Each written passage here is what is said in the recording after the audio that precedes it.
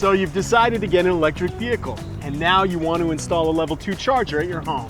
Nice. To handle the new load of a level 2 EV charger, you might think your home needs an electrical service upgrade.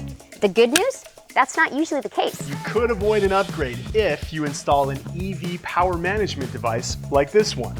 But what is it, and how do you know if it's right for you?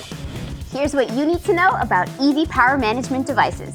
Simply put, they help you manage your home's electricity demand. They're used in situations where the additional load from an EV charger would otherwise require an electrical service upgrade. They might not look fancy, but they're doing a lot in the background.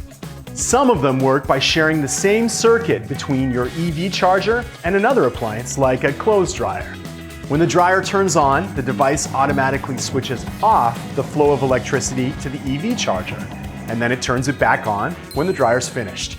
Other models work by monitoring your whole home's current power usage. And when the total power consumption reaches 80% of the panel's capacity, the system automatically turns off power to the EV charger.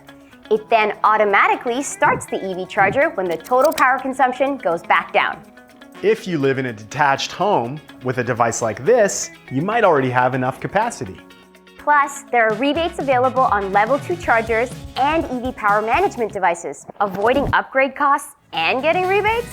It's a win-win. If this is looking like the solution for you, here are the 5 steps involved. 1. Hire a qualified electrician. A qualified electrician can perform a load calculation using your electrical meter data. This will provide the most accurate assessment of your spare electrical capacity and whether an EV power management device is needed to accommodate the installation of an EV charger. You can download your consumption history through your online MyHydro account. 2. Confirm eligibility. If it's determined that an EV power management device would be best for your home, an electrician will recommend the specific device that's eligible for the rebate. Make sure the EV charger you're purchasing is also an eligible model. The list of qualifying chargers and devices are available on our website. 3. Install your EV charger and your EV power management device. The electrician will install the EV charger and EV power management device. And once they're installed, you can submit an application for the EV charger rebate program. It's the same application for both rebates. Easy. BC Hydro will review your application and if approved, will process your rebate payment. An EV power management device might just be the solution for you.